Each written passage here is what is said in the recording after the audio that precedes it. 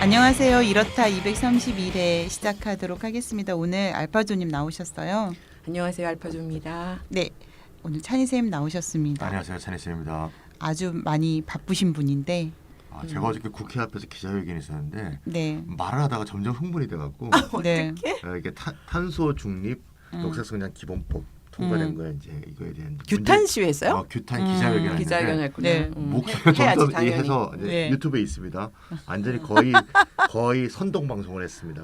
지금 목소리가 좀 목이 완전 쉰것 같아요. 목이 어. 완전 잠겼어요. 잠겼어요. 반드시 찾아보겠습니다. 네. 환경단체 단체 아니요. 연대에서 간 거야? 아니요, 녹색당 차원. 녹색당 기자회견. 다른 환경단체는 뭐 입장 근데 이 발표를 법에 했어요. 대해서 규탄 기자회견한 게 우리 당밖에 없는 것 같아서 참 놀라워요. 녹색 아니 왜 그래요? 탄중이만 비판하고 왜 법 통과한 국회와 청와대를 왜 비판하지 않는지 진짜 이해가 잘 안 가네. 그런 생각이 좀 들어요. 찬희쌤이 공동대표 되셨으니까 녹색당을 탄중 중심으로 위원장이 음. 옛날에 잘 알던 잘 안 나분입니까 또? 그렇군요. 나중에 끝난 다음에 좀 네, 이방 네, 부탁드립니다. 네, 네. 자, 오늘 저 알파- 몰랐어요. 근데 최근에 알았어요. 아하. 오늘 네. 알파조님 어떤 주제 가지고 나오셨어요? 오늘 이렇다 주제는요. 지난번에 제가 했던 이렇다의 제목이 빅테크 플랫폼의 자유시대의 막을 내리다라는 거였잖아요. 225회였죠. 225회였는데 네. 오늘은 2탄으로 한번 준비를 해봤습니다. 아마 2탄으로 끝나지는 않을 것 같고요. 앞으로도 계속해서 굉장히 큰 논란거리이기 때문에 계속 국내에서도 계속 논란이 됐고 해외에서도 계속 논란이 되고 있어서 여러 차례 그때마다 이슈가 될 때마다 좀 다루려고 하는데요. 지난번 이렇다 225회에서는 해외에서 디지털 자본 권력 규제하려는 주요 움직임들을 살펴보았었는데 오늘은 지금 우리나라 얘기를 해보려고 합니다. 네. 맞아요. 지난번 방송하고 나서 우리나라 상황이 많이 궁금했었거든요.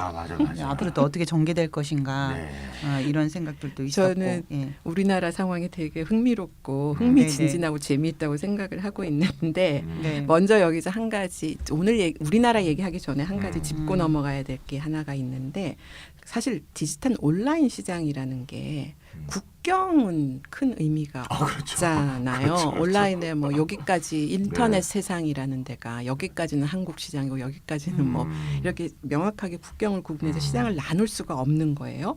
디지털 재화의 속성상 국경을 자유롭게 넘나들죠. 그리고 어떤 국가의 법인을 설립하지 않고도 해당 국가에서 서비스를 지금 제공할 수 있습니다. 그렇죠? 실제로 이게 문제가 되고 있기도 하고 그다음에 국민국가 차원에서의 무역 장벽이 그렇게 되면 무용지물이 됩니다. 지금까지 WTO 체제는 서비스 그러니까 제조업 중시대에 만들어진 것이고 국제통상교역 무역 시스템이 서비스로도 많이 확장이 됐는데 서비스는 더더군다나 사람이 이동하는 거라 사람이 이동 못하잖아요. 쉽게 이동하지 못하기 때문에 국경 문제가 굉장히 중요한 이슈입니다. 근데 어쨌든 디지털이란 온라인 한 인터넷 세상에는 그런 국경 자체가 의미가 없다. 무역 장벽이 무용지물이고 소비자 보호나 안전에 관한 국가마다 법률이 있잖아요. 그 법률을 이런 데 적용할 수 없다. 이런 문제들을 좀 안고 있습니다. 아니 그래도 각 나라들이 디지털 플랫폼 기업을 규제하는 법률 같은 거는 만들고 있지 그렇죠. 않나요? 그런데 그 법률은 다 우리가 어떤 국가에서 법률을 제정하면 그 효력이 대체적으로 그 법률이 적용되는 시장에 한해서만 그렇죠. 의미가 있는 거예요. 효력을 갖는 거잖아요. 그래서 그 법률은 그 해당 시장, 그 법을 제정하는 그 국내 시장에서의 지배적 지위와 그 시장 지배력 남용에 관한 규율을 하는 법률입니다. 그렇군요. 그래서 국제적 차원에서는 디지털 재화 간의 국경 간 거래가 이루어질 때, 즉 디지털 국제 무역 혹은 국제 통상이라고 부르는데 이에 관한 규범이 필요하고 W 차원에서 지금 논의가 이루어지고 있기는 합니다만 아직 자국 시장에서 규제 정책이나 법제가 확립되지 않은 상황이기 때문에 국제적 합의를 기대하는 건 아주 현실적으로 지금 어려운 상태고요. 지난번에 소개할 때도 지금 입법안이 예고돼서 이제 그 여러 가지 의견들을 청취하는 과정, 의견 수렴하는 과정이고 아직 입법안이 통과되지는 않은 상태예요. 그래서 이 국내법 자체도 이제 어떻게 갈지 모르는 상황에서 글로벌 차원에서 이제 국제 통상 무역을 만든다. 이거는 아직은 좀 시간이 좀 꽤 걸릴 것 같은데 국내뿐만 아니라 글로벌 차원에서 디지털 시장에 적용되는 새로운 규범 체계를 만들어내야 된다라는 데는 다 동의하고 논의하고 있으나 네. 그 과정이 결코 순탄치는 않을 것 같습니다. 왜냐하면 여러 가지 이유가 많은데 어쨌든 국제 차원에서는 디지털 경제 주도권을 둘러싼 미국하고 중국 간의 패권 경쟁이 있잖아요. 이게 가장 큰 걸림돌로 작용할 것으로 보입니다. 왜냐하면은 우리가 말하는 디지털 플랫폼 공룡 기업이라는 걸 막 가지고 있는 나라가 전 세계에 두 나라밖에 솔직히 없죠. 두 나라밖에 없는 거예요. 그러니까 유럽연합이 실패했어요. 유럽이 전 세계적으로 의미가 있는 디지털 우리가 말하는 인프라라고 부를 수 있는 플랫폼을 갖고 있냐 하나도 못 가진 거예요. 뭐 우리가 검색 서비스든지 아니면 SNS의 메신저 서비스라든지 이런 뭐 페이스북이니 뭐니 기타 등등 이런 거 하나도 없잖아요. 그렇다고 무슨 그러니까. 애플이 있는 것도 아니고 그래서 주요 플랫폼들을 유럽이 하나도 갖고 있지 않기 때문에 유럽은 굉장히 이제 소극적인 차원에서 대처를 할 수밖에 없는 이런 상황들은 있습니다. 어쨌든. 그래서 또 이런 규범 체계를 만드는 게도 쉽지도 않고 그렇구나. 네. 그럼 다시 원래 주제로 돌아가 봐서요. 우리나라의 그 플랫폼 독점 규제 현재 어떤 게 가장 큰 이슈가 되고 있어요? 디지털 플랫폼 관련해서 최근 국내에서 논란거리가 되고 있는 두 가지 사례를 오늘 소개를 하려고 합니다. 첫 번째는 구글의 인앱 결제 의무, 두 번째는 카카오 그러니까 모빌러티 우리가 카카오티라고 부릅니다. 카카오티. 네, 네네. 카카오티 모든 사람들이 알고 계실 것 같은데 네네. 카카오티 요금 인상 논란 이 두 가지가 최근 한 몇 주 사이에 굉장히 뜨겁게 국내에서 이슈가 됐었습니다. 아, 그럼 구글의 인앱 결제 의무 이게 뭐예요? 저 처음 들어보는 것 인앱 같은데. 결제, 인앱 결제인데요. 인앱. 인앱 두 단어의 영어입니다. 네네. 소비자들이 이제 앱스토어라든가 애플은 앱스토어죠. 또는 안드로이드 폰의 구글 플레이 이런 데서 네네. 유료 앱이라든가 뭐 콘텐츠 같은 걸 구매할 때 네. 앱스토어 운영업체인 애플과 구글이 자체 개발한 내부 결제 시스템을 이용해서 결제하는 걸 인앱 결제라 그래요. 아, 저 예전에 얼마 전에 음. 제 결제되는지도 모르고 결제. 아, 그렇지. 내가 그거 알아냈잖아. 찾아주셨잖아. 네. 그거 맨날 얻어먹어야 되는데. 영어로는 in-app purchase 보통 이렇게 쓰는데 맞아요. 아이폰 쓰는 분들은 잘 알 거예요. 유료 앱을 사거나 네. 유료 구독을 하거나 자기의 평소에 쓰던 카드 앱 같은 거 있잖아요. 네. 또는 카카오페이나 네이버페이 같은 간편 결제 앱을 띄워서 결제한 기억이 아마 없으실 거예요. 맞아요. 예. 불가능하죠. 그냥 폰에 카드 번호 하나 등록해 놓으면 그냥 자동으로 결제되던데. 그게 자동으로 결제되는 것처럼 느껴지는 거. 바로 그게 내부 결제 시스템인 거예요. 그래서 그렇게 결제하는 빌링 것이 시스템. 인앱 결제다. 이렇게 보시면 돼요. 지금 우리 세 사람 네. 다 아이폰 다 쓰고 아이폰이니까. 있네. 아, 그러네요. 애플은 전부 인앱 결제예요. 그래서 아니 그러면 우리가 잘 알고 있죠. 저는 지금 아이폰만 써가지고 네. 이게 너무 자연스러운데 그럼 다른 건 안 그래요? 그러니까 구글이 탑재된 그 안드로이드 네. 폰이 양대 산맥 아닙니까? 네. 지금까지 구글은 게임에 대해서만 게임 사는 거에 대해만 인앱 결제를 강제해왔고 다른 건 이제 인앱 결제를 강제하지 않았었는데 네. 이제는 게임뿐이 아니라 모든 구글 플레이에서 구매하는 모든 앱으로 인앱 결제를 확대하기로 구글이 내부 결정을 한 거. 이게 이제 문제가 되고 있는 거예요. 아 그렇군요. 음. 근데 이 인앱 결제가 근데 왜 문제가 되는 거예요?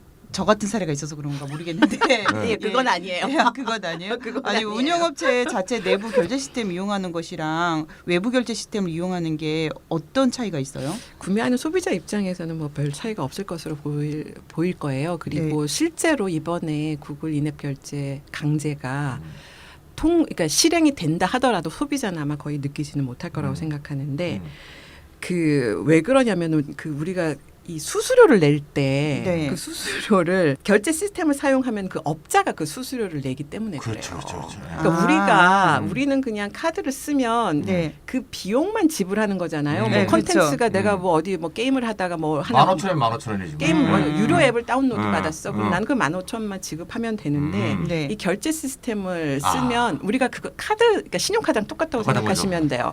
우리는 신용카드를 수수료를 우리가 내는 게 아니고 업자가 내죠. 그 가게 주인이 내는 거잖아요. 그래서 그 결제 시스템에 수수료를 줘야 되는데 이걸 우리 소비자가 주는 게 아니고 그 업체가 줘야 된다. 즉 인앱 결제 그 강제 의무냐 아니냐 이걸 둘러싼 지금의 큰 논란의 핵심은 뭐냐면 수수료를 둘러싼 싸움이에요. 이해가 돼버렸어요. 그러니까 구글이 모든 앱에 대해서 구글 자체 결제 시스템 사용하면은 결국 수수료 수입이 늘어나는 구글의 셈이 수수료 되는 수입이 엄청 거네요. 늘어나죠. 그러니까 그러면은 구글이 한국 시장을 얼마나 장악하고 있죠? 우리나라 이제 앱 장터라고 부르죠. 그러니까 구글 플레이 그다음에 네. 이제 여기 애플 애플은 스토어. 앱스토어죠. 네. 앱스토어라고 부르는 앱 장터 혹은 앱 마켓 이렇게 부르는데 시장 점유율을 보니 제가 찾아봤더니 2019년 그러니까 1년 동안의 결제 금액 기준을 봤을 때 시장 점유율이 구글 플레이가 63.4%, 그다음에 애플이 25%.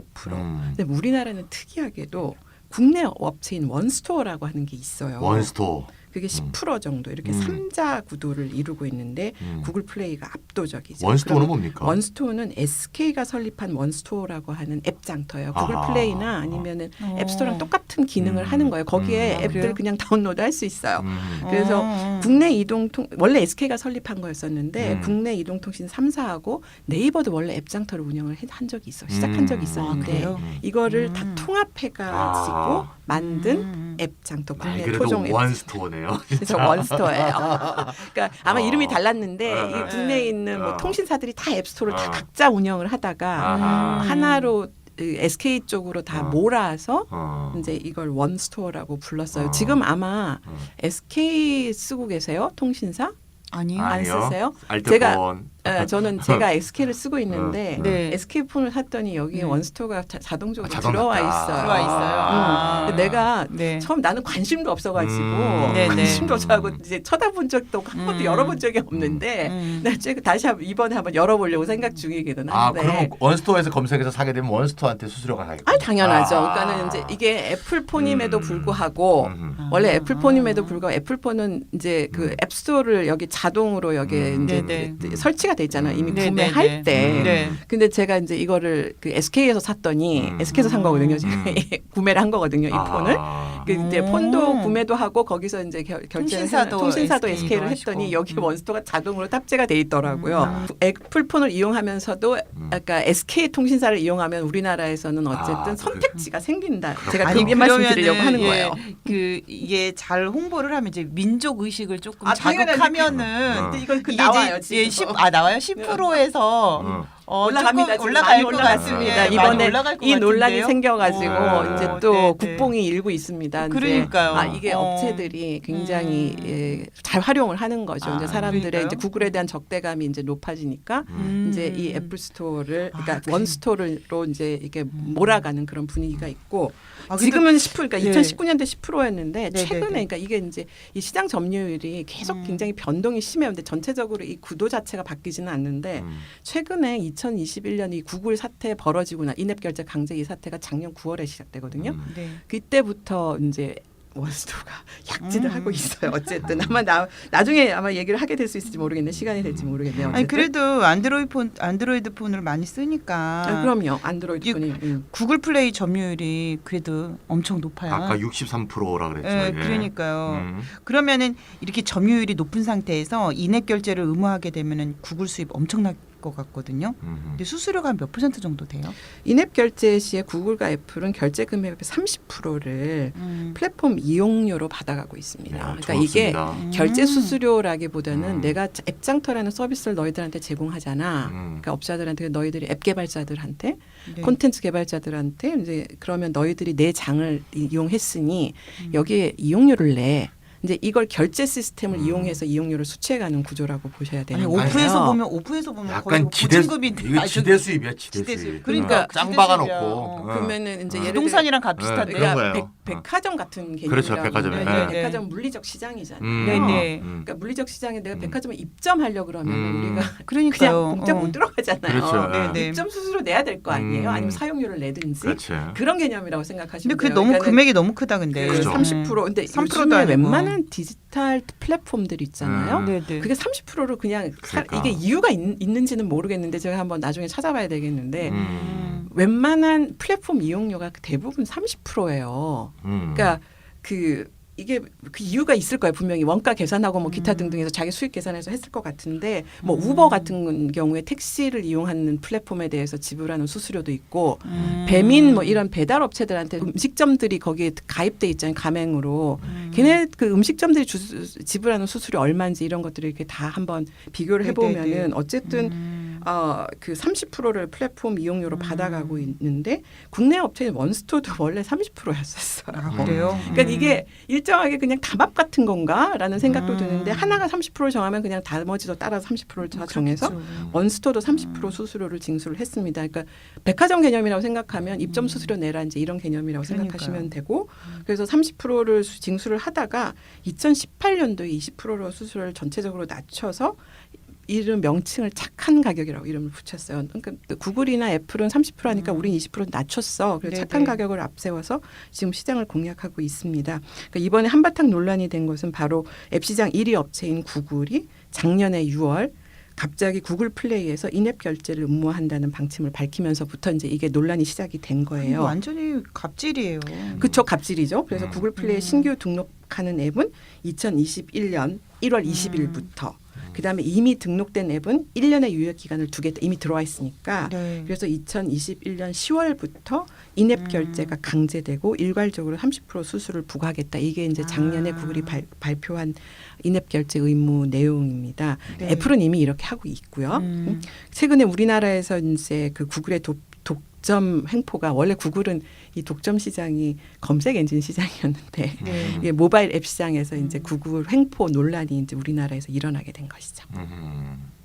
그 우리나라에서만 이러는 건 아닌 것 같은데요. 그 애플은 워낙 전 세계적으로 그래 왔고요, 그렇죠.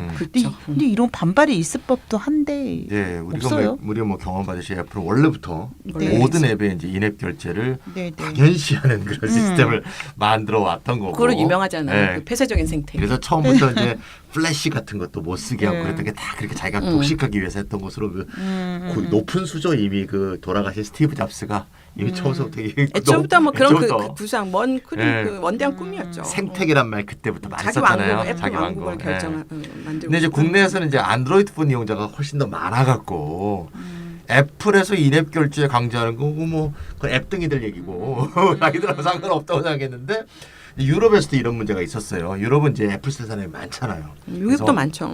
예, 실시간 음악 스트리밍 업체 스포티파이 우리나라도 최근에 진출했습니다. 예. 이거 이제 포트나이트 게임을 개발한 에픽 게임즈라는 아주 유명한 에픽 게임즈? 게임 업체가 있어요. 해봤어요? 네. 포트나이트 게임?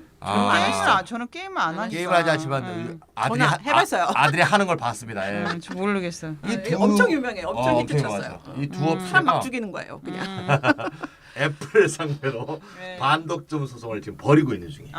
네, 그래서 미국에서도 이제 지난 7월에 37개 주가 구글 앱 장터 정책 지금 아까 말씀드린 네, 그 정책이 반독점 위반이라며 소송을 제기한 지금 상태입니다. 아, 그러면 우리나라는 어때요? 한국 같은 경우에는 안드로이드 폰 시장 지배율이 엄청 높잖아요.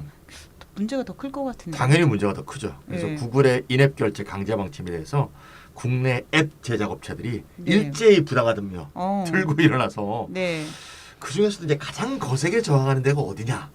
국내 디지털 플랫폼 독점 업체인 네이버, 카카오 이 두 업체가 가장 강력하게 반발하고 있습니다. 그럴만 하겠네요. 네.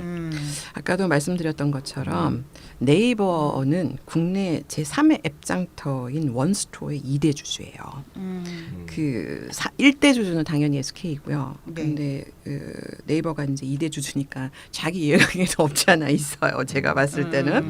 그러니까 3위 업체인 1위가 그 3위 업체가 1위 업체인 구글을 공격하는 모양새다. 지금 뭐 이런 얘기는 뭐 전혀 언급이 안 되고 있지만 뭐 우리나라에서는 이게 너무나 당연하게 네. 국내 걸 써야지 이제 이런 그런 정서들이 그런 있으니까. 정서들이 워낙 강해서 민족 자본과 네, 네. 해외 자본이 싸우는 구도 이렇게 보시면 될 것 같고요.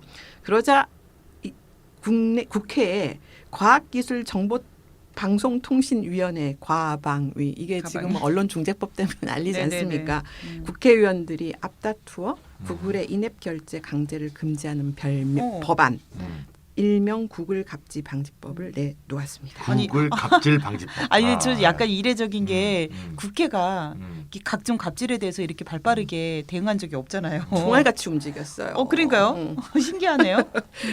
이게 정치권에서 이렇게 총알같이 국회가 움직이면서 법을 통과시키겠다고 하니까 정치권의 압박에 이제 구글이 한 발 후퇴를 하게 됩니다. 그래서 올해 초에 3월이죠. 앱 매출 11억 원, 즉 100만 달러. 를 기준으로 해서 거기까지는 수수료를 15%로 낮추겠다라고 했고 인앱 결제 강제 정책 시행을 6개월 연기한다라는 방침을 발표를 하게 됩니다. 그러니까 구글의 정책은 우리나라에만 적용되는 게 아니에요. 구글이라고 하는 건 글로벌 기업이고 구글 시장이 어떻게 뭐 미국 시장 따로 이렇게 있지 않거든요. 그래서 구글이 이런 프라이스 정책을 하면은 가격 정책을 하면 이게 전 세계 공통적으로 이제 적용이 되게 되는데 어쨌든 이 연기 방침을 밝혔고 현재 구글 플레이에 올라오는 전 세계 앱의 99%가 연매출 100만 달러 이하이기 때문에 대부분의 개발 업체가 수수료 인하 혜택을 보게 된다. 이렇게 얘기를 하고 있습니다. 그다음에 상위 1%의 대형 업체들은 기준액 11억 원을 초과하여 매출이 늘어날수록 더 많은 수수료를 내야 되는 이제 이렇게 해서 이 가격을 차등화한 거죠. 이 업체들 그 앱 개발 업체들의 매출액 기준으로 해서. 결국 구글이 수수료 수입 독식하려다가 반발에 부딪힌 거네요. 그렇죠. 한 발 물러나서 수수료를 낮춘 것 같은데 그렇게 되면은 도대체 누가 승자고 누가 패자죠? 이게 그러니까는 이게 막 경쟁이 돼서 시장에서 뭐 서로 가격 그 시장에서 경쟁이 일어나면서 가격이 결정되는 구조가 아니라 이게 시장을 몇 개 업체가 딱 독점을 하고 있는 상태니까 이 독과점 상태에서는 얘네들이 일방적으로 30%를 정한 다음에 가격을 내리는 것도 일방적으로 15% 우리가 내려. 근데 이제 이 가격 정책을 바꾸는데 이 시장의 플랫폼에는 이용자들이 있잖아요. 한쪽 이용자들이 벌떼같이 몰려 들어가지고 저항을 하니까 이제 자기네들이 이제 다른 가격을 낮추는.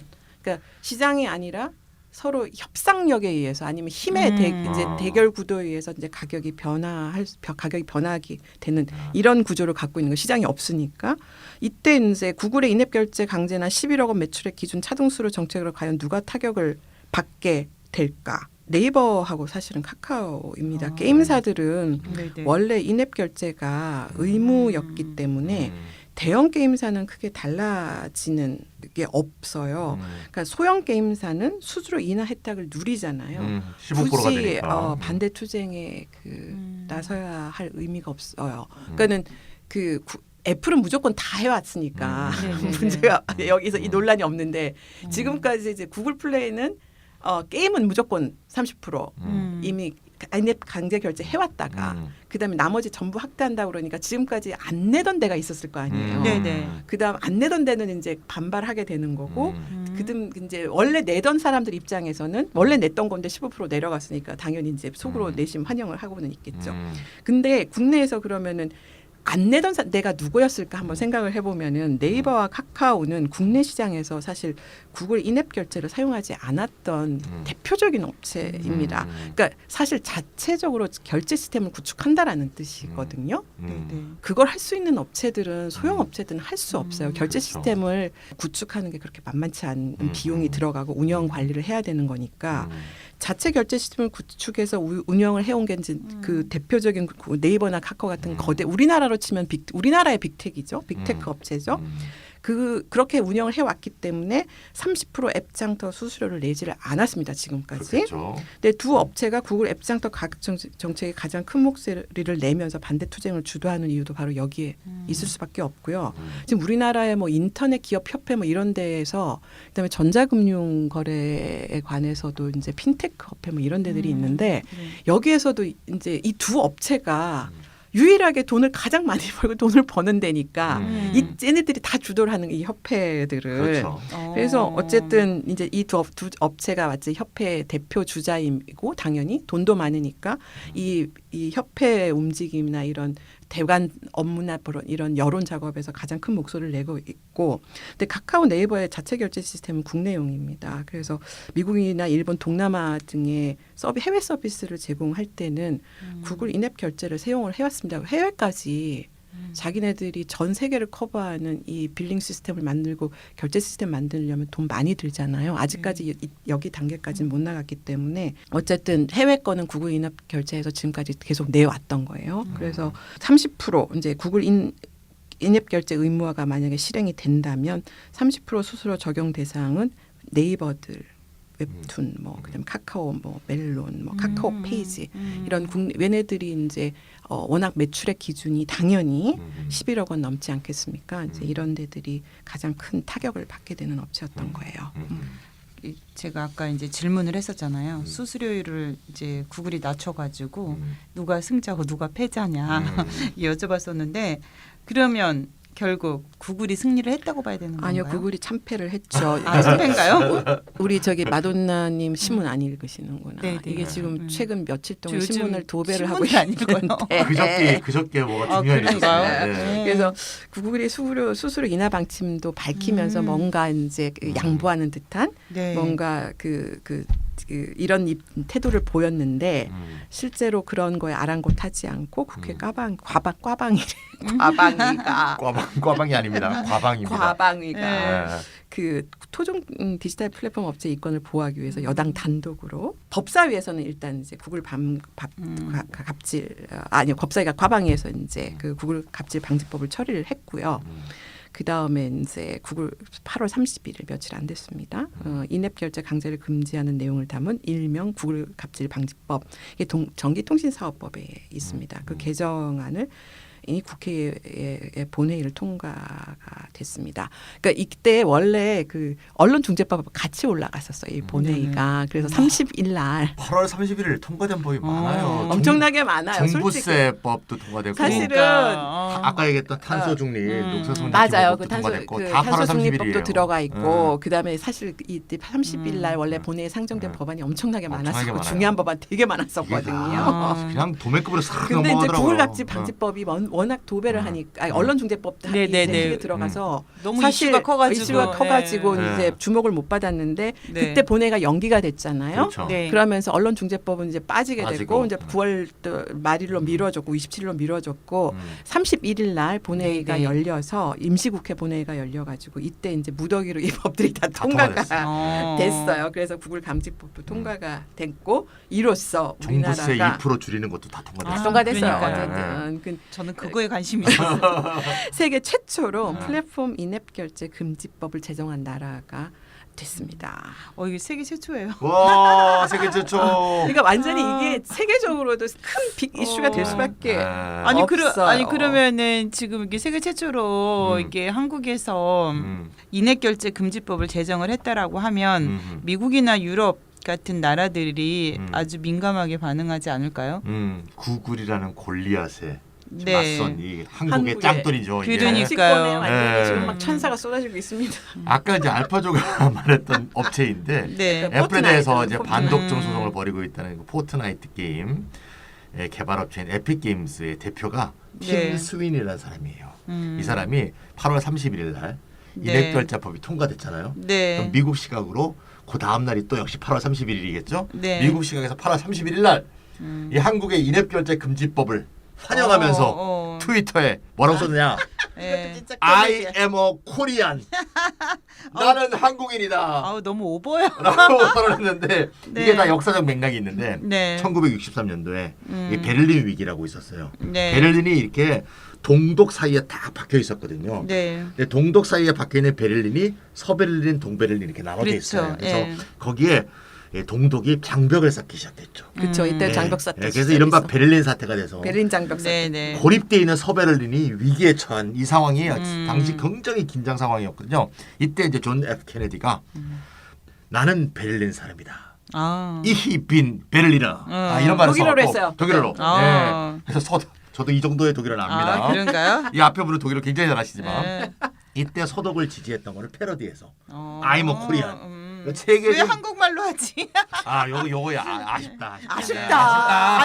아니 패러디 할 거면은 좀 제대로 하지. 독일말로 하면서 진짜 아쉽게. 그렇지. 그게 완전히 뭐 사람들이 그때 화나고 난리 나지. 아, 계속 네. 영상이 보여주고 그러니까. 케네디가 네, 영국 네, 네. 그러니까 미국 발음으로 독일어를 하는 네네네. 빈 베를리너라고 하는 이게 케네디급이 되는 건데. 아쉽다. 아쉽다. 어쨌건 간에 네. 애플과 구글과 이 애플 및 구글과 이해관계가 딱 충돌하는 전 세계 업체가 가장 적극적으로 반응하고 있고 네. 미국에서도 이제 지난 8월에 구글과 애플의 앱스토어 독점을 겨냥한 오픈 앱 시장법이 발의가 돼서 애플과 구글 플레이가 장악하고 있는 이 앱장터 독과점 체제가 앞으로 지속될 수 있을지 미지수 빠진 그런 상황입니다.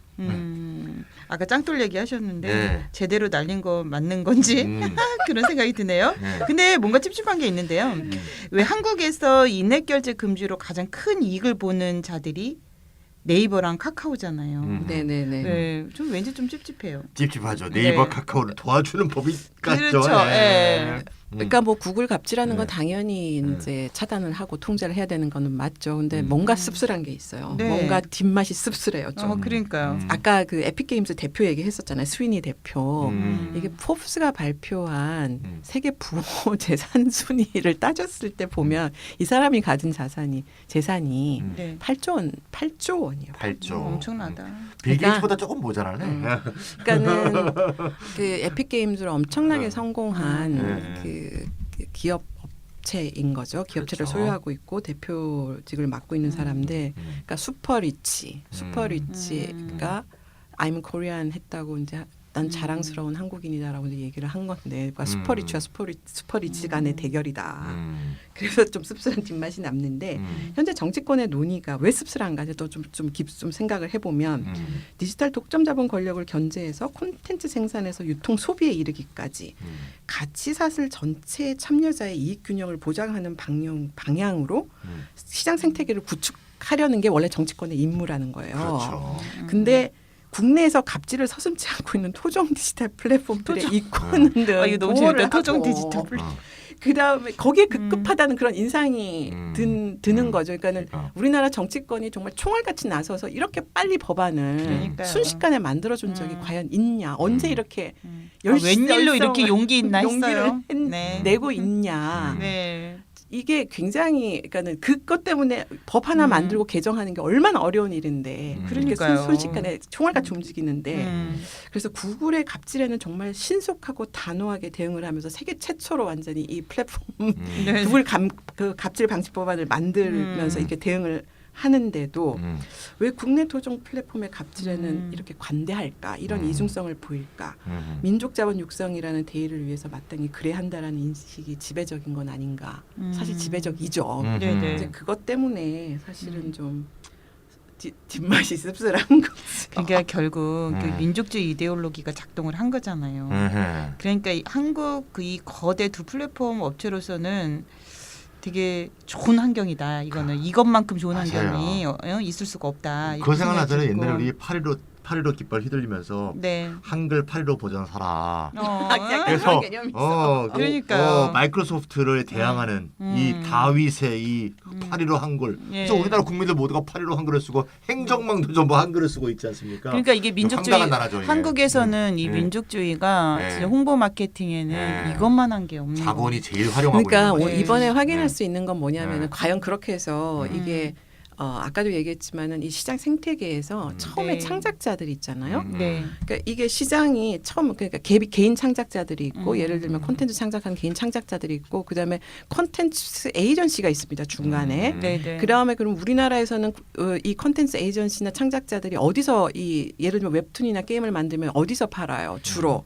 사실은 그래. 네이버하고 카카오라고 하는 포털 플랫폼을 이용을 많이 하지 않습니까? 그럼요. 얘네들이 그런 그럴 카카오 수밖에 페이지 없지. 서비스를 네. 하고 있고 그다음에 네이버는 웹툰을 만들어 가지고 하고 있잖아요. 그 이 국내 플랫폼이 있는데 이 국내 플랫폼에다가 그 위에 더 옥상으로 뭐가 있냐면 구글이나 애플이라고 하는 이 또 다른 상위 플랫폼이 있는 거예요. 그러니까 그렇죠. 네. 이 시장 구조가 중간 마디마디를 보면은 창작자에서 그러니까 3단계에서 4단계를 그러니까 얘는 3단계에서 그쳤으면 좋겠는데 네, 그러니까 네. 이 국내 토종 플랫폼 업체 입장에서는 여기서 자기가 다 하고 싶은데 자기네들이 못 먹은 앱 장터 시장이 있으니까 네. 이게 4단계로 확장이 돼서 이제 자기네들이 비용을 갖다 지불해야 되는 비용은 그런 상태가 된 거죠. 그러니까 그러면 이 돈들이 창작자 여기에 얼마만큼 가고 있느냐, 이 창작자 시장의 다원성이나 다양성들은 보장되고 있느냐, 여기서 누구가 승자를 누가 정하느냐 이 문제 있잖아요. 이런 문제들 그러니까 굉장히 큰 문제들인데 어딜 가나 창작자 이런 것들에 대한 먹고 논의들은 살기 쏙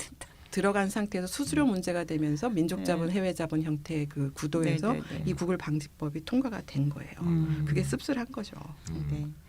잘했다고 할 수도 없고 그렇다고 못했다고 할 수도 없는 애매한데요. 이런 애매한 상황이 된 거죠. 자 그러면 우리는 구글의 인앱 결제 의무화 시도로부터 시작된 이런 격동의 이야기는 이 정도로 마무리하고요. 두 번째 얘기로 넘어가 볼까요? 카카오 모빌리티 요금 인상 논란이 있는데 이거 어떻게 된 거예요, 찬쌤? 네, 우리 뭐 택시 타면 뭐 계속 울리잖아요. 카카오티 이렇게. 네. 국내 택시 호출 시장의 80%를 장악하고 있습니다. 카카오티가. 여기에 이제 호출 서비스를 유료화를 하는 어떤 정책이 가져온 플랫폼 독점 논란입니다. 네. 카카오티가 이제 계약을 카카오티 택시를 모는 이제 운전사, 택시 기사님들하고 다 계약이 돼 있지 않겠습니까? 네. 카카오티가 올해 3월에 가맹 계약을 맺은 카카오 택시 기사들을 대상으로 네. 월 99,000원을 거의 내는 10만 원이에요. 오, 엄청 너무 비싸다. 유료 회원제 매월. 매월이에요. 매월 1년도 꼬박꼬박. 아니고. 네. 프로 멤버십 서비스를 도입했어요. 우린 모르죠. 진짜. 기사님들은 아시지만. 우리가 비용을 내는 게 아니니까. 그다음에 또 두 번째로는 우리하고 관계된 건데 네. 8월 초에 카카오티를 쓰는 사람에 대해서 이용하는 사람에 대해서 네. 스마트 호출 요금제라는 거하고 네. 그다음에 최근에 이제 문제를 많이 일으키고 있는 전기 자전거 네, 네. 카카오 전기 자전거가 있어요. 바이크. 네. 광주에 그게 쫙 깔려 갖고 광주에 그 따릉이 비슷한 광주가 있겠죠. 네, 네. 사용자가 반 이하로 뚝 떨어졌답니다. 이건 어. 전기 자전거니까 쑥 약간만 돌리면 모터가 돌아가요. 전기 네. 자전거는 그냥 가요. 그냥 네, 네. 그러니까요. 그래서 이거의 요금제를 자기한테 유리하게 변경하겠다는 방침을 발표해서 난리가 나고 있습니다. 아니 그럼 프로 멤버십에 가입하면 기사님들은 뭐 네. 어떤 게 이게 좋아지나요? 이제 카카오의 입장을 한번 대변해 네, 보면 네. 프로 멤버십 서비스에 택시 기사가 회원으로 가입을 하면 99,000원 내면 매월 네. 자신이 가고자 하는 목적지를 딱 정해놓고 네. 그 목적지에 맞는 고객 호출을 우선적으로 받을 수 있고. 물어보잖아 택시기사 어디 가세요? 어디 간다 그러면 자기 방향을 다르면 택시 승차 거부하잖아. 안 돼요. 네네네. 네. 그러니까요. 또 주변의 실시간 콜 수요의 지도도 확인할 수 있고 어. 여기 상황이 이렇다 네네. 어디로 이동해야겠다 이렇게 볼 수 있죠. 또 단골로 등록한 승객이 있으면 먼저 알림을 주고 단골이 가까이서 택시를 부르면 배차를 미리 받고 뭐 이런 식의 혜택을 받을 수 있도록 꼬시고 있는 겁니다. 이게. 네네. 한마디로 다른 택시보다 먼저 호출을 받고 좋은 호출을 받고 수익성 좋은 호출을 받으려면 자기가 원하는 99,000원 호출을 투자하세요. 이렇게 하라는 겁니다. 진짜 먹고 살기 힘들다. 쉽게 말하면 월회비를 내는 택시기사와 예. 내지 않는 택시기사 사이에 차별적 서비스를 제공해서 프로 멤버십 가입하면 돈을 더 벌 수 있게 해줄게 이렇게 꼬시고 있는 거죠. 이것도 또 갑질이 아닐까 싶은데 네. 너 이렇게 돈 내면 이렇게 해줄 건데 뭐 하기 싫으면 말고 막 그런 거죠. 하든 말든 예, 난 신경 안 써. 하지만 가입하면 돈은 좀 많이 벌 수 있을 게야. 뭐 이런 거 있잖아. 기사들을 꼬시면서 네. 기사들끼리 과열 경쟁을 하도록 유도하는 진짜 거죠 사실은. 너무하다. 네. 자 그러면은 스마트 호출하고 카카오바이크 요금제 변경은 또 네. 어떤 거예요? 스마트 좀 호출 구체적으로. 뭐 과거에도 우리가 뭐 블루가 있고 무슨 뭐 네. 블랙이 있고 뭐 그런 게 있잖아요. 근데 또 스마트 호출이라는 걸 새로 도입을 했어요. 네네. 그래서 택시 이용 고객을 대상으로 하는 이제 유료 서비스인데 일반 호출보다 배차 성공률이 훨씬 높아지고 네. 대신 추가 요금을 내도록 했다 이제 카카오의 입장입니다. 추가 요금은 원래 주간 1,000원, 야간 2,000원이었는데 이번에 발표한 탄력 요금제는 이른바 인공지능 AI 시스템을 도입해서 공급과 수요 변화에 맞춰 신축적으로 요금제에 추가 요금이 이렇게 움직이면서 0원에서 5,000원 사이로 추가 요금이 탄력적으로 정해진다는 거죠. 이건 이제 카카오 얘기고 이건 뭐죠? 쉽게 말하면 인상입니다. 인상. 예, 인공지능이 사람이 많이 몰릴 때는 5,000원까지도 내가 더 추가 요금을 내라 이렇게 얘기하는 거죠. 사람의 힘이 아니라 예, 기계가 다 러시아 결정해 올 주는 때는 거야. 5,000원이 될 거라 이렇게 생각할 수 있는 그러니까 거죠. 그러니까 우리가. 돈이 올라가면 우리 승객이 그 돈을 낸다는 그렇죠. 거잖아요. 이거 승객 요금. 근데 이거는 네. 택시 요금제는 국가에서 정하는 거 아니에요? 아니 이거는 이제 요 나중에 이제 얘기 나옵니다. 진짜 요게 이상하네. 이제 법이 또 통과가 됐어요. 네, 영향한 게 진짜 있어요. 이거까지. 네. 그러니까 호출 몰랐네요. 고객이 많아서 택시가 네. 귀해지면 요금이 네. 뭐 올라가니까 예를 들어 옛날 같으면 이제 명절 앞두고 막 택시 막 잡고 막 옛날 밤에 막 이제 코로나 하기 전에 막 네, 찾을 때는 네. 막 올라가는 거죠. 그때 뭐 5,000원 더 낸다고 생각해야 그렇죠. 되겠죠. 그거 정도는 뭐 다 따블도 하던 시절이 있는데 이런 거는 이제 옛날에는 AI 따따블만 있었던 게 아니라 옛날에는 총알 택시. 총알 택시도 있고 응. 그러니까 뭐지 합승도 합승, 있어가지고 그렇지. 있었죠. 별게 다 합승도 있었지. 있었어. 더 별게 다 있었어. 자, 여기서 또 문제가 되고 있는 아. 이 전기 자전거 서비스 카카오 바이크라고 합니다. 이거 요금 산정 방식이 이제 바뀝니다. 현재 요금제는 첫 15분 동안 기본 요금 1,500원. 네. 요거 그 이후로 1분마다 100원씩 추가되는 요금제였어요. 이제 카카오가 어떻게 바꾸려고 하냐? 앞으로는 기본 요금을 낮춰. 네. 200원 또는 300원의 기본 요금을 낮추고 네. 대신 첫 타는 1분마다 140원 또는 150원. 100원이 아니라 1분마다 올라가는 거리 요금이 높아지는 거죠. 50% 정도. 네네. 그럼 어떻게 되겠어요? 처음 조금 탈 때는 기본 요금이 작으니까 네. 요금 전체가 작을 수가 있죠. 네네. 하지만 가면 갈수록 요금이 많아지겠죠. 이걸 좀 계산해 보면 네. 수도권의 경우에는 9분이 넘어가게 되면 네. 과거보다 요금액이 올라갈 텐데 보통 자전거를 9분 이상 타죠? 아니, 그러니까. 그렇죠. 누구나 다 아니 내가 열어가지고 예를 네, 들어가지고 네. 그 순간부터 계산될 거 아니에요. 그렇죠. 네. 어? QR 코드 딱 찍는 그렇지. 순간. 그 네. 순간부터 계산되니까 이게 음. 구분이라는 게 너무 웃기는 거지. 그래서 제가 계산 한번 해봤더니 1시간을 타면 수도권은 종전보다 3,200원을 더 내게 됩니다. 아 너무하다. 네. 그래서 이렇게 인상되는 네. 방향으로 결정이 됐다는 얘기예요? 어떻게 됐을 것 같으세요? 네, 어떻게 됐을까요? 짠짠짠. 프로 멤버십 제도, 어. 그다음에 스마트 호출 탄력 요금제, 네. 전기 자전거 요금제 변경 모두 카카오티의 수익을 올리기 위해서 고안해낸 요금 정책들이죠. 그러니까 돈을 벌기 위해서 정말 엄청나게 고민을 하고 있는 거예요. 왜냐하면 그러니까요. 카카오티가 진짜. 적자거든요. 지금 아직까지도 적자예요. 그런 상태에서 지금 상장을 하려고 준비를 하고 있다라고 얘기를 하고 있는데 이 적자를 어쨌든 폭을 좀 줄여서 우리가 앞으로는 흑자 낼 수 있다라는 희망을 줘야 되지 않겠습니까? 어쨌든 그러다 보니까 지금까지 없던 수익을 이제 만들어내야 되는 상황인 거예요. 이제 그러면서 이제 이러저런 다양한 요금제 모델을 만들어냈는데 2015년 3월에 카카오 택시로 택시 호출 사업에 뛰어들었습니다. 카카오가.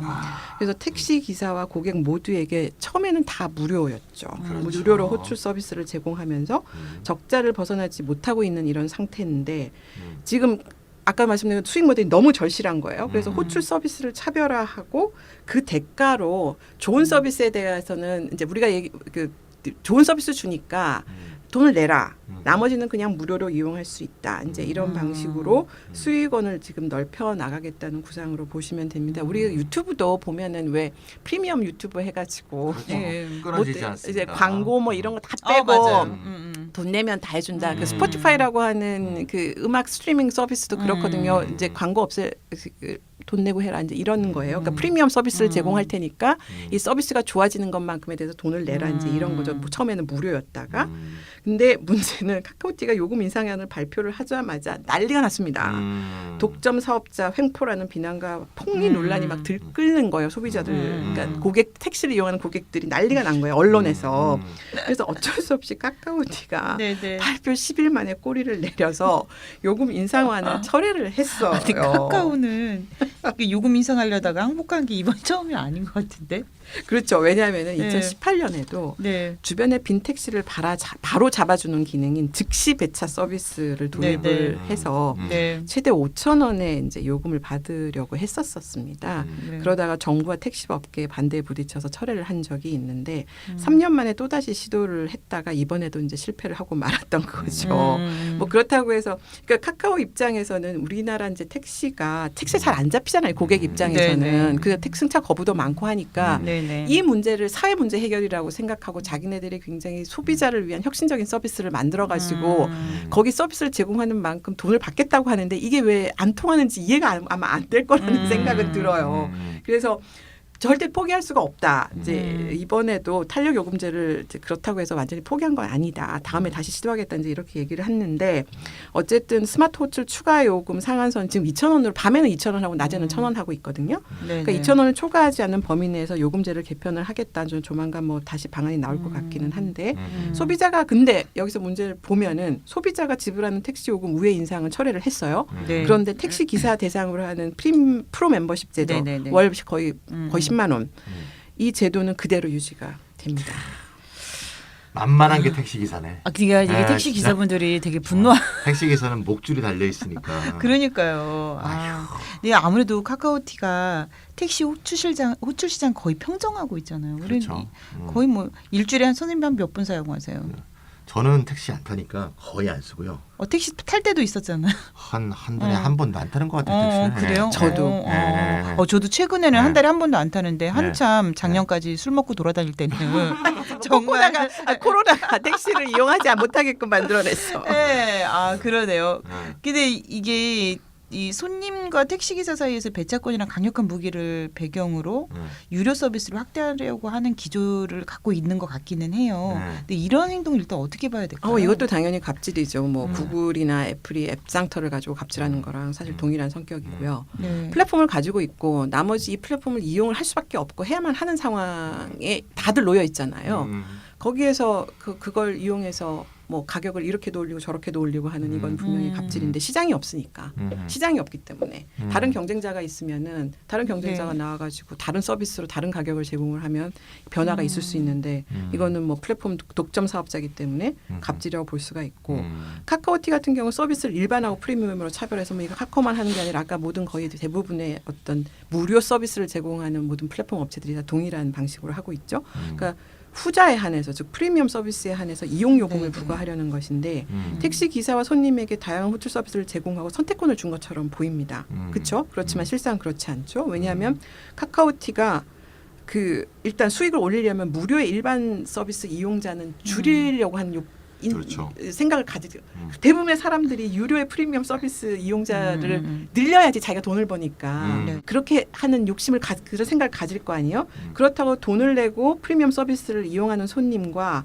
택시 기사에게 배차와 호출을 몰아주려고 하겠죠. 자기네들 돈을 벌려면은. 그러니까 무료 이용자들을 보다 프리미엄 서비스 이용자들 늘리려고 할 테니까 거기에다 배차 호출을 몰아줄 수밖에 없는 거예요. 우리 소리 말해 일감 몰아주기 할 수밖에 없는 거예요. 자기 카카오가 수익을 올리려면은.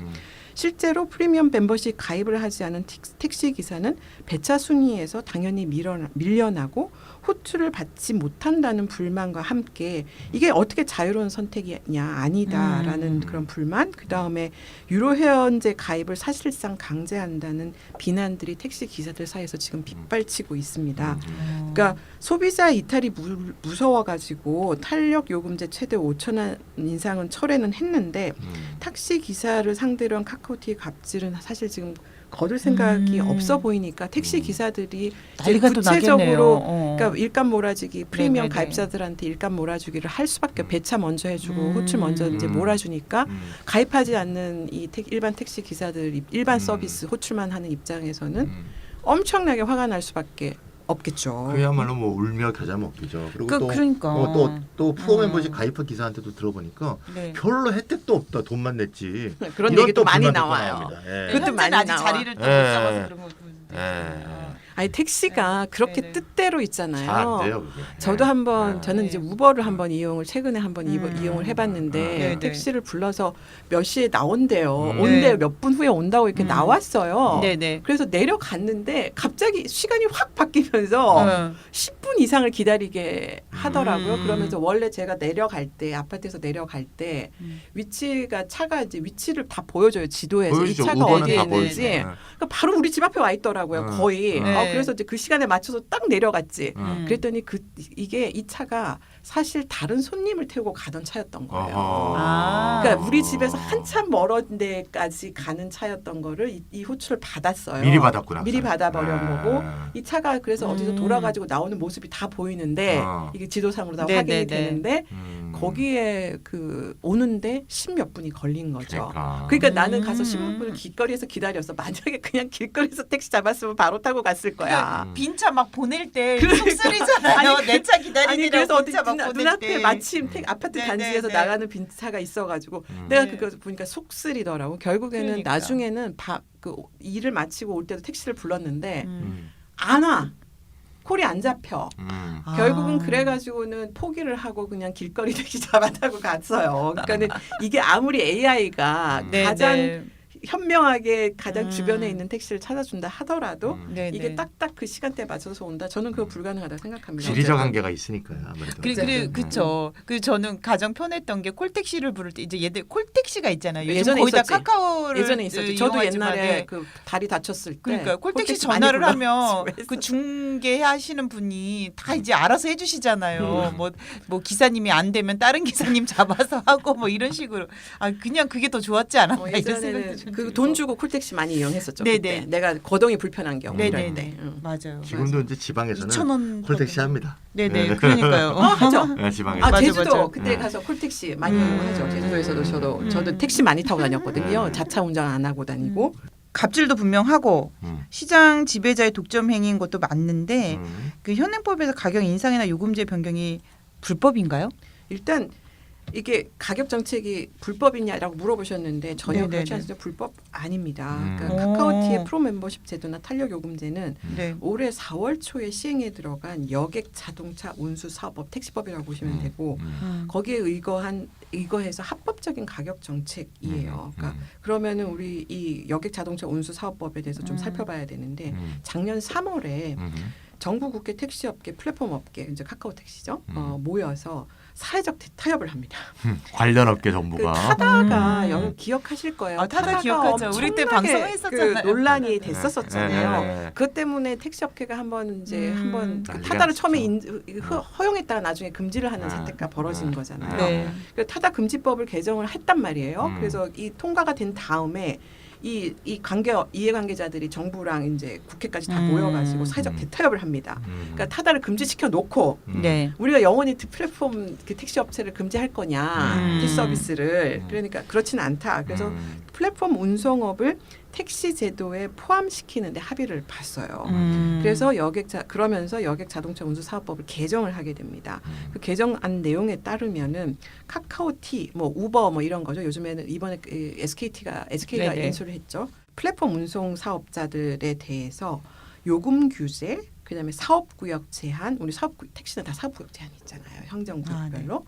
그다음에 외관 규제, 그다음에 차량 확보 방식. 즉 렌터카가 가능하냐 안 하냐 뭐 이런 것들 규제를 거의 대폭 완화를 하게 됩니다. 그래서 렌터카도 가능해졌다는 얘기네요. 예약 호출형으로 운행되는 플랫폼 가맹 택시는 기존 택시 요금 규제를 적용하지 않는다. 자율 신고제로 운영을 한다. 지금까지는 이게 택시를 다 택시 가격 규제를 해왔잖아요. 근데 그래서 자율 신고제로 운영을 해서 네. 월 구독형 요금, 사전 확정 요금 등 다양한 택시 서비스 모델을 출시할 수 있도록 했습니다. 즉 이 여객 자동차 운수 사업법 개정안의 시행에 맞춰서 시행이 이제 올해 초에 된 거죠. 그 맞춰서 카카오티가 프리미엄 멤버십 카카오 블루 가맹 택시 제도를 도입을 하고 그 다음에 스마트워치 탄력 요금제 등 유료 서비스를 출시를 한 거예요. 딱 시행되면서 딱 이 서비스를 내놓은 거죠. 합법인 거예요. 그래서 요금을 그렇게 조정할 수 있었던 거구나. 네. 아, 방송을 하면서 제가 카카오 택시 네네네. 이거 네. 앱을 한번 편 보니까 네. 뭐 굉장히 많이 늘었어요. 이게 지금 서비스가 지금 보니까. 정신 사납겠네요. 네, 이것저것 사납습니다. 이게 지금 서비스가 보니까. 예. 진짜 진짜 이게, 이 예. 앱 연지 정말 오래됐다. 저도. 택시를 안 타갖고 네. 저도 택시를 안 타가지고. 그러니까 이게 뭐 많네요 서비스가. 그렇구나. 이게 법이 바뀌어가지고 합법적으로 네네네네. 이제 이런 이런 것들을 할 수가 있는 거죠. 그러니까 이 카카오티 요금제 개편이 좌절된 거는 카카오 입장에서 보면 굉장히 황당할 것 같은데요. 황당하죠. 예. 예. 그러니까 이제 법 들어간 건데. 그러니까 법은 이제 이미 개정이 된 거잖아요. 그러니까 개정이 어떻게 됐냐면 이제 플랫폼 운송 사업자의 택시 시장 진입을 촉진하는 것으로 개정이 됐는데 또 다양한 요금제와 차별화된 서비스 모델을 합법화하기도 했고요. 예. 근데 소비자의 반대 여론에 부딪혀 사업을 시작하지도 못하는 일이 벌어졌단 말이죠. 그러면은 법보다 여론이 먼저라는 말이 지금 우리나라는 법보다 이게 여론이 아닐까? 먼저예요. 네. 재판보다 인민 재판이 먼저. 그러니까요. 그런 이런 거. 세상이 됐잖아요. 그러니까. 저 신문에 나서면 떠들썩하면 뭐 못하는 거죠. 뭐 그래서 이로써 이제 합법이든 편법이든 네. 소비자 이용 요금을 올리려는 시도는 성공하기 어렵고 오히려 역풍을 불러올 가능성이 높다는 게 이제 만천하에 입증이 된 거고요. 네네네. 소비자 임금 인상이 어렵다는 것이 이제 어떤 의미냐? 결국은 이제 업자 입장에서는 카카오티 입장에서는 소비자한테 땡겨야 되는데 네. 못 땡기면 그 땡겨야 될 돈을 누구한테 땡기겠어요? 기사님들한테 땡기는 그렇죠. 거겠지. 택시 기사한테 더 땡겨야 되니까 이게 택시 기사는 더 힘들어지는 아니 거예요. 가뜩이나 지금 네. 코로나 때문에 그러니까요. 이게 이제 장사도 안 되는데 그러니까 말이에요. 소비자가 그냥 좋아하고 말 일이 아니고 네네. 카카오티와 누군가는 택시 비용을 내야 기사의 되잖아요. 갈등은 불보듯이 뻔하다. 음. 이게 이제 문제입니다. 예. 참 걱정이네. 음. 우리 지금까지 구글 인앱 결제 강제와 음. 카카오티의 플랫폼 운송 사업을 둘러싼 논란을 살펴보았는데요. 음. 일단 우리나라 정부와 국회의 일관된 입장은 느껴져요. 네, 일관됩니다. 민족주의. 예, 토종 플랫폼을 지켜라. 예. 그리고 디지털 혁신과 신성장 동력으로서 국내 빅테크 플랫폼을 음. 정책적으로 지원을 하고 음. 육성해야 된다 이런 기조인 것 같은데요. 음. 그러다가 정부와 국회가 감당할 수 없을 정도로 여론이 들끓는 사태가 벌어지면 이거 타다 어쩌려고 사태였죠. 하나. 타다 사태였죠. 타다처럼 음. 이게 이제 기본 입장과는 정반대되는 음. 역행하는 결정을 내리게 될 것 같기도 한데 네. 이 대표적으로 차량 공유 플랫폼 타다 있었잖아요. 이 금지법이 대표적인 사례가 아닐까 그러니까 싶어요. 타다를 허용해 하나를 줬다가 금지를 해놨다가 네. 이제 네네. 카카오티는 또 이렇게 다 허용해주는. 그러니까요. 근데 이제 황당한 게 이제 타다 허용해줬다가 네네. 금지했다고 왔다 갔다 했잖아요. 네. 근데 금지했잖아요. 그게 네. 어떤 결과를 가져왔냐? 결과적으로 카카오의 택시 호출 서비스가 네. 제1 독점 사업자로 만들어진 기회가 된 거예요. 그러네요. 예, 그러니까. 성장하기 쉽게 된 거죠. 네. 자, 카카오가 국내 모빌리티 플랫폼의 절대 강제로 부상하는데 가장 큰 역할을 한 것 중에 하나가 타다 금지법 볼 수 있고요. 결국 카카오만 예. 카카오만 진짜. 거기다가 더 도와준 거죠. 이제 네. 아까 얘기했던 운송사업법 개정을 해서 카카오에 계속 이제 날개를 달아준 거죠. 우리 현 정부가 카카오에 날개 달아준 사례가 한두 개가 아니죠. 그렇죠. 카카오 메커부터 해서 쫙 했고 네네. 그래서 뭐 나열할 수가 없어. 나열할 수가 없을 정도로 많습니다. 예. 정말 둘이 거의 한 몸 같은 느낌이에요. 예. 그뿐만 아니라 이제 금융위와 여당이 밀어붙이고 있는 이른바 전금법, 요새 계속 문제되고 있는 전자금융거래법 개정안은 네이버와 카카오에 대해서 규제 수위가 높은 은행법 등 금융업법을 적용하지 않고 또 금융업을 운영할 수 있는 이런 특혜를 보장하는 내용을 담겨 있는 게 전자금융거래법 개정안이 되겠고요. 이런 것도 지금 논란 되게 많은데 네. 아직 통과 못 되고 있으니 그나마 네. 다행이에요. 그래도 네이버가 저한테 뭐 메시지가 하나 날라오더라고요. 뭐요? 돈이 없으셔도 30만 원까지 쓸 수 있습니다. 이러면서. 진짜요? 네, 오늘 날라왔던데요. 30만 원. 네. 네이버? 어. 네이버 페이? 그러니까 사실상 30만 원 한도의 카드업에 진출한 거죠. 네, 네이버가. 네. 돈을 그래서 안 후불로 하라. 써주는구나. 네, 저는 쏘더라고요. 와 광고를 그렇게 한단 예, 말이에요. 30만 원. 30만 원까지. 그걸로? 없어도 쓴다. 살아 일단. 뭘로 보내는 거예요? 문자 메시지로? 뭐 아니면 네이버 네이버는- 앱이 있으니까 네이버 네이버 앱에서 앱에 이렇게 알림에 뜨는 알림 거죠? 푸시 버튼으로 뜨더라고요. 내가 네이버 네. 앱이 없습니다. 아 그렇구나. 그래서 아. 거기서 이제 돈 빌려가라고 지금 어? 선전하고 어, 아니 지금 우리 돈 빌려가라고 하지 않고 이제 돈 없어도 살 수 있다라고 얘기하죠. 예. 예, 말이 다릅니다. 그러니까 돈 빌려가라. 그러니까 대부가 아다르고 아니라 어다르고 하죠. 그러니까 물건을 결제. 후불 결제. 네. 후불 결제 이거 통과도 안 됐는데. 저 올라오던데요. 어쨌든 예. 그래서 이제 구글 플레이 이제 이 인앱 결제 얘기를 다시 돌아가면 네네네. 이 강제 갑질에 대해서도 공정위가 이 조사를 진행하기도 전에 음. 벌써 법이 통과된 거잖아요 지금 신속하게. 네. 그러니까 뭐 이런 나라가 있어. 예, 그래서 토종 디지털 플랫폼이 한국의 먹거리다 이런 딱 이데올로기를 세워놓고 카카오와 네이버의 이익은 총력으로 지켜야 된다는 모습을 보여준 것으로. 아니 그러니까 이게 음. 이런 기업들이 잘 되는 게 그럼 우리 소비자한테는 뭐가 좋냐고. 소비자들은 어차피 비용을 안 내기 때문에 네. 소비자들은 고민을 안 하는 거예요. 그렇지 고민 안 그러니까 하죠. 자기한테 비용 전가가 돌아올 때 네. 벌떼같이 일어나서 이제 막 여론을 들끓게 만들면 그거는 가라앉힐 수가 있어요. 그러니까 소비자들이 무서웠기는 무서운 거예요. 그러니까 만약에 카카오가 이 가격을 올렸는데 그럼 얘네들이 다 소비자들이 그러면은 뭐더라 우버티인가 뭐 이 네, 새로 네, 만들어진 네, 네. 우버티 거잖아요. 있죠. 예. 이쪽으로 가면 어쩔까 이제 이게 좀 무서우니까 일단 당장은 이제 꼬리를 내리긴 했는데 UT라고 어쨌든 UT. UT죠. 음. 우버티가 UT죠. 네. 이름이 바뀌었죠. 근데 경쟁자가 없는 건 아니거든요. 네. 그러면 결국에 어떻게 되냐면 구글이나 애플처럼 나중에 가격이 동일해져요. 음. 그 선택을 할 수 없게끔 만들어 버린다고요. 똑같아서 가지고. 근데 어쨌든 이 마지막으로 제가 이제 오늘 방송을 마치면서 드리고 싶은 말씀은 이 디지털 플랫폼 규제와 관련해서 우리나라의 접근 방식이 되게 독특하다. 그러니까는 이용자들 중에 사업 이용자들만 지금 계속 피를 흘려야 되는 상황인 거예요. 이제 이전 사태에서 우리가 카카오티 사태에서 볼 수 있는 게 소비자들한테 비용 전가하는 순간 이거 잘못하면 망할 수 있다. 이제 이렇게 되면은 누군가가 카카오티도 돈을 벌어야 되잖아요. 그러면 네네. 또 돈을 벌어 수익을 내는 방법을 고안해낼 때 돈은 이 플랫폼 이용자 중에서 한쪽의 사업 이용자들한테 돈을 빼가는 구조. 이게 일방적인 이런 구조가 만들어지는. 그러니까 양쪽이 돈을 서비스를 이용하면은 소비자도 이용료를 내야 되는 게 마땅한데 네네. 시장이 이제 한쪽으로 완전히 기울어져 버리는. 소비자는 돈을 하나도 안 내고 사업 이용자만, 사업자들만, 가게들만 혹은 상점들만 돈을 내야 되는 이런 이 비대칭 구조가 만들어질 수밖에 없다라는 거고요. 그런 것들이 과연 이 시장이 그럼 정상적으로 작동할 수 있겠냐? 이게 정상적으로 작동이 안 돼요. 왜냐하면 이게 대표적인 케이스가 뭐냐면은 신용카드예요. 원래 플랫폼 업체의 가장 1차적인 이 모델이 신용카드 모델이거든요. 신용카드는 소비자가 있고 카드사가 있고 그다음에 이쪽 카드사가 플랫폼을 제공하면은 소비자가 있고 그다음에 여기 카드 가맹점이라는 업체들이 있잖아요. 비즈니스 이용자들이 있는데 우리나라는 특이하게도 뭐냐면은 이 카드를 사용하는 신용카드 소비자한테는 돈을 안 물었어요.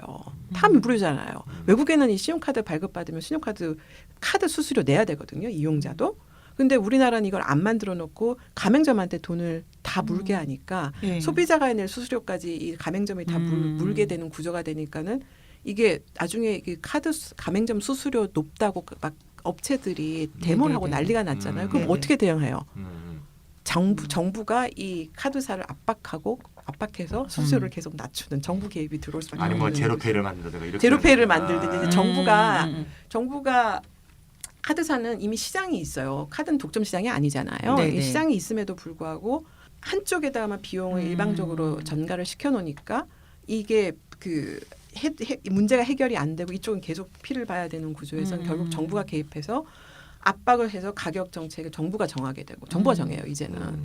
시장임에도 불구하고 정부가 정하고 아니면 제로페이를 만들고 무슨 지역화폐를 만들고 막 이런 식으로 정부가 개입하는 시장이 돼버리는 이런 상황도 벌어져 시장임에도 불구하고. 근데 어쨌든 뭐 이런 사태들이 계속 반복될 거라는 생각은 조금 들고요. 그 우리나라의 독특한 접근 방식 마지막으로 말씀드리려고 하는 거는 지난 이렇다 해서 언급했던 것처럼 중국하고 미국 유럽연합의 지금 그 디지털 규제에 관한 내용을 말씀드렸을 때 반독점법 주무부처가 누구냐면은 공정거래위원회예요. 반독점. 그래야겠죠. 법무부하고 공정거래위원회가 주도를 양측이 주도를 하게 됩니다. 그리고 실제로 공정거래위원회가 이제 소송도 제기도 그렇죠.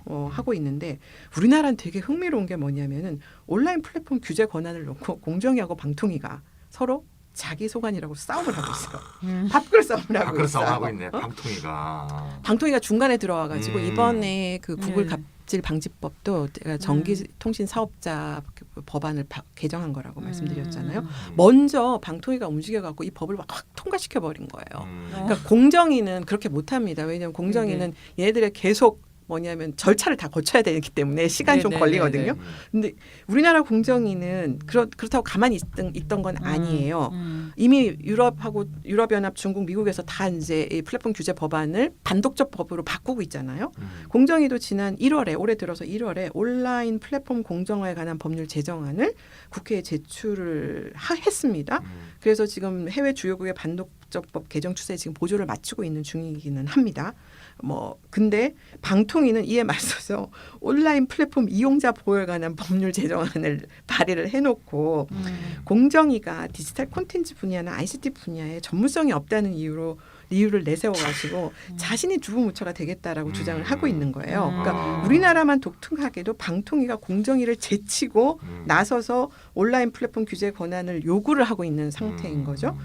다른 나라들은 이 부분을 싸고 논란이 있지는 않습니다. 이거는 명확하게 그 공정위의 법안이고 반독점법으로 규제를 하겠다라는 건데 어쨌든 이런 상황에서 지금 부처들끼리 밥그릇 싸움을 벌이는 것도 지금 한심하기 짝이 없는데 한심하네요. 진짜 이 우리나라의 굉장히 독특한 흥미 그러니까요. 정말 이렇게 한심해서 정말 우스운 이런 상황인데 그보다 더 중요한 것은 사실 내용이에요. 디지털 플랫폼 규제에 관한 국내 입법 논의가 전자상거래나 대규모 유통사업자의 불공정 행위 그다음에 거기에 따른 소비자 피해를 차단하는 차원에 머물 수밖에 없어요. 이렇게 들어가면 그러니까 이걸 누가 맡느냐가 어떤 문제가 생기냐면 방통위가 가져가면은 시장 지처 자체가 독점이라는 부분에 대한 규제를 하는 게 아니라 얘네들이 불공정 행위를 하는 것에 대한 규제를 할 수가 있어요.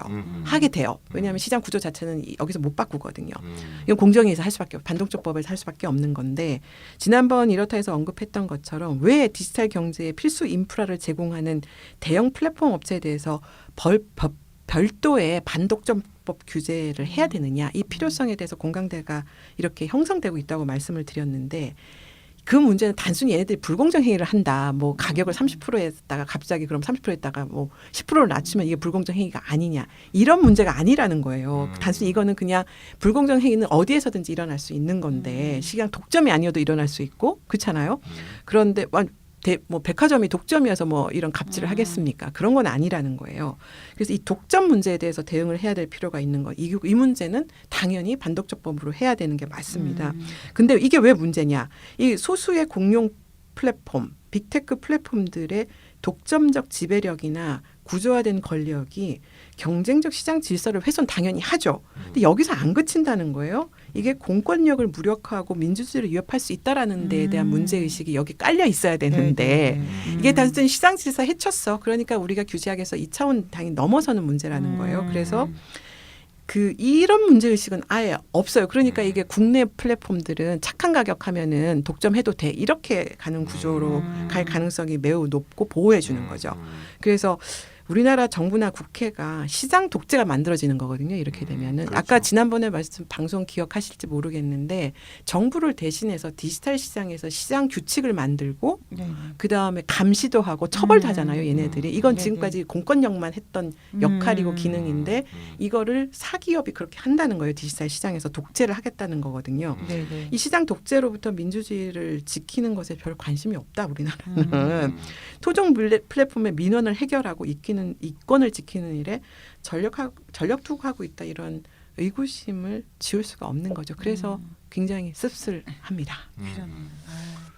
우리는 되게 활기차게 시작을 했는데 마지막에 되게 씁쓸하게 끝나네요. 씁쓸해야 돼요. 네, 이건 이 사태가 이런 사태를 계속 이제 앞으로도 계속 벌어질 일이기 때문에 계속 이 방향으로 가지 않을까 싶은 생각이 우리나라의 사람들의 이 멘탈리티가 네. 아직도 이 후진국 멘탈리티라서 그러니까 선진국을 따라잡아야 된다. 뭐 대통령부터가 뭐 선도 국가가 될 계기다. 뭐 이런 식의 그러니까 아직도 아직도 지구의 기후 위기를 갖고 우리가 선도 국가가 될 기회다. 이게 대통령 발언에서 나오는 상황이니까 이게 아직도 외국과 한국과의 대립 구도로만 삼으려 보니 이 나라 내부에서의 민주주의라든가 나라 내부의 평등이라든가 이런 문제를 전면적으로 생각할 수 있는 단계가 안 돼 있는 거죠. 저 갑자기 막 네. 웃긴 생각이 나는데 네. 사주 명리학적으로 봤을 때 네, 네. 네. 어. 비견겁제가 있잖아요.